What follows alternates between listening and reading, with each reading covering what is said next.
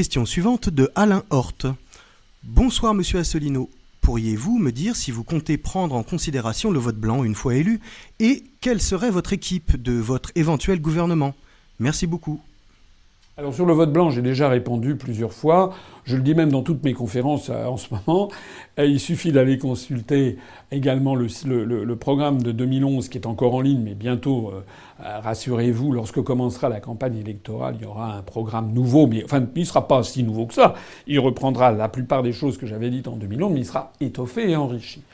S'agissant du vote blanc, je confirme que si je suis élu, je mettrai très rapidement en œuvre des dispositions qui permettront de reconnaître le vote blanc comme un vote, comme un suffrage exprimé. Exactement comme un suffrage exprimé. Ce qui signifiera, comme conséquence notable, que si le vote blanc arrive en tête lors d'un scrutin, le scrutin arrive en première position, même pas majoritaire. S'il arrive à, mettons, 37% au premier tour, et puis après en première position, en deuxième position après le vote blanc, il y a une personne physique, puis etc. Les autres candidats. À ce moment-là, le scrutin est annulé. L'élection est reportée d'un délai qui sera fixé par une loi organique, mettons de 2 mois ou de 3 mois, peut-être 2 mois. Il sera réorganisé.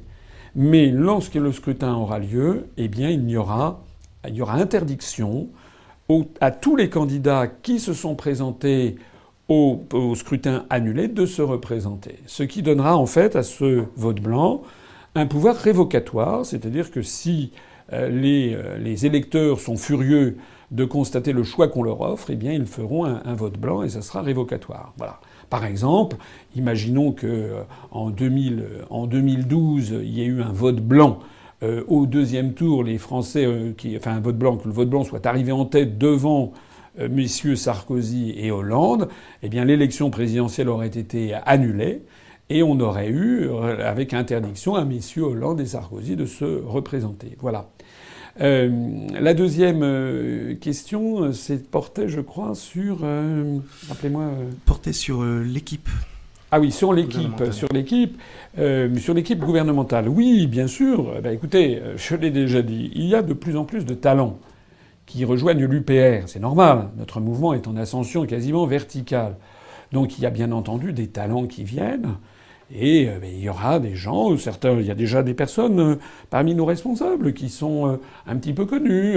On a des délégués ici ou là qui, de vous à moi, ont des capacités tout à fait significatives si on compare aux ministres dont on a écopé. Hein.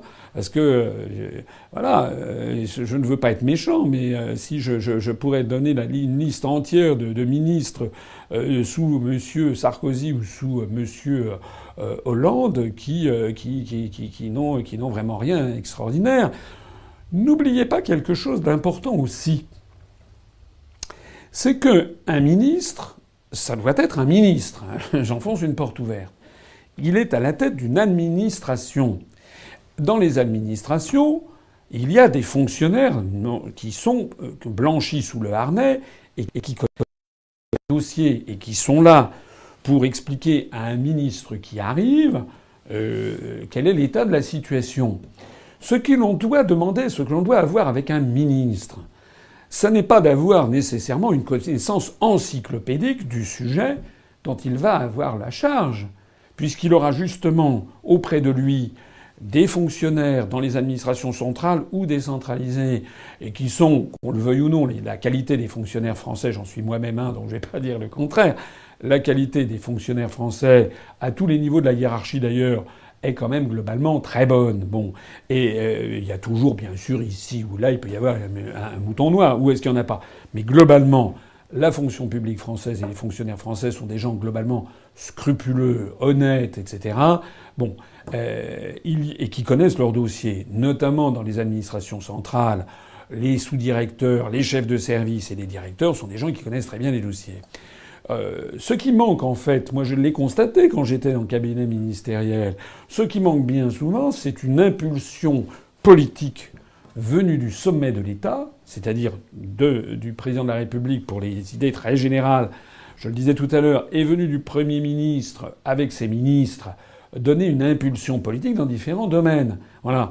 Et en fait, il faut bien, de même qu'il ne faut pas confondre le rôle du président de la République et du Premier ministre, il ne faut pas confondre le rôle d'un ministre et le rôle d'un directeur d'administration centrale. Donc les ministres doivent donner, évidemment, il faut avoir pour ministre, mais ça faites-moi confiance, j'ai quand même un peu du flair, il faut avoir des gens qui sont intelligents, qui sont vifs, qui sont travailleurs, qui sont honnêtes, scrupuleux, qui comprennent rapidement les choses. Mais à l'UPR, il y en a, hein, il y en a même de plus en plus. Et vous savez ce qui va se passer si je suis élu. Et si ensuite, parce qu'il faut ensuite avoir une majorité à l'Assemblée nationale, ce qui est le cas d'ailleurs de tous les autres candidats, hein.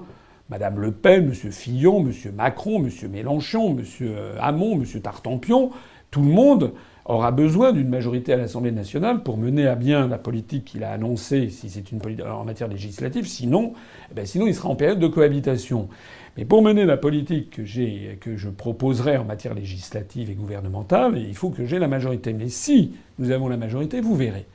Vous verrez ce qui se passera, c'est que je nommerai, enfin plus exactement, je nommerai un Premier ministre, et puis le Premier ministre présentera son gouvernement, bien entendu en concertation avec moi, et vous verrez, d'un seul coup, les Français découvriront des hommes, des femmes nouveaux qu'ils n'ont jamais vus et ils seront très contents.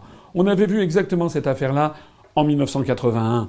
Au début de 1981, la droite à l'époque avait dit mais Mitterrand, de toute façon, il a personne avec lui, puis de toute façon, il n'aura pas l'Assemblée nationale. Il a été élu, et puis ensuite il y a eu les élections législatives, puis il y a eu une vague rose qui lui a donné le pouvoir, puisque les Français toujours, pour l'instant, ont toujours confirmé les changements de majorité. Ils ont fait la même chose en 2012, ils ont donné une majorité totale à François Hollande.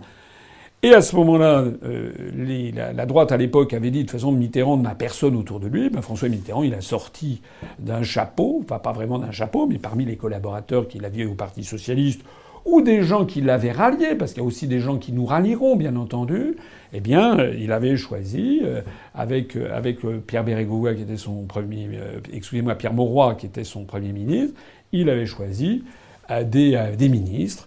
Et puis, il y a des Français, ils étaient très contents. Et parmi les ministres qui ont été nommés en 81, il y en a eu qui se sont révélés des bons ministres, d'autres qui se sont révélés des ministres moyens, puis d'autres qui se sont révélés des ministres pas terribles. C'est un peu comme ça dans tous les gouvernements. Pour ce qui me concerne, on essaiera de faire en sorte qu'on ait les ministres les meilleurs possibles, c'est tout.